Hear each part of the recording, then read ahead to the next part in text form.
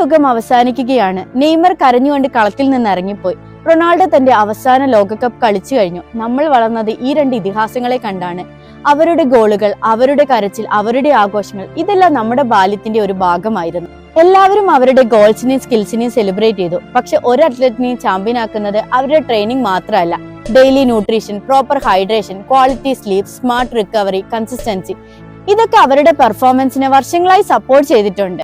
Healthy food കഴിക്കുക എന്ന് പറയുന്നത് വെയിറ്റ് ലോസിന് വേണ്ടി മാത്രമല്ല, ബെറ്റർ എനർജിക്ക് വേണ്ടി, ഫാസ്റ്റർ റിക്കവറിക്ക് വേണ്ടി, സ്ട്രോങ് മസിൽസിന് വേണ്ടി, ഇഞ്ചുറി റിസ്ക് കുറയ്ക്കാൻ വേണ്ടി, ലോങ് ടേം ഹെൽത്തി ആയിരിക്കാനൊക്കെ ഒരു ഹെൽത്തി ലൈഫ് പാറ്റേൺ നിർബന്ധം തന്നെയാണ്. അത്ലറ്റ്സിനെ പോലെ നമ്മൾ ആരും വേൾഡ് കപ്പ് കളിക്കാൻ പോകുന്നില്ല. എന്നാൽ നമ്മൾ ഡെയിലി ഓരോ പെർഫോമൻസ് തന്നെയാണ് ചെയ്തുകൊണ്ടിരിക്കുന്നത്. ഓഫീസിൽ പ്രൊഡക്റ്റീവ് ആയിരിക്കാൻ വേണ്ടി, കുട്ടികളോടൊപ്പം ടൈം സ്പെൻഡ് ചെയ്യാൻ വേണ്ടി, 40, 50, 60 വയസ്സുകളിൽ ഹെൽത്തി ആയിരിക്കാൻ വേണ്ടിയിട്ട് ഒരു ഹെൽത്തി ലൈഫ് സ്റ്റൈൽ ചൂസ് ചെയ്യേണ്ടത് അത്യാവശ്യം തന്നെയാണ്. ഇന്നത്തെ ഓരോ ഹെൽത്തി മീൽസും നാളത്തെ ഓരോ ഹെൽത്തി ലൈഫിന്റെ ഇൻവെസ്റ്റ്മെന്റ്സ് ആണ്.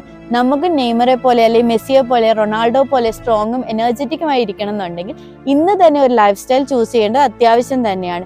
ഇതുപോലെയുള്ള ന്യൂട്രീഷണൽ ടിപ്സിനായി ഈ പേജ് ഒന്ന് ഫോളോ ചെയ്യൂ.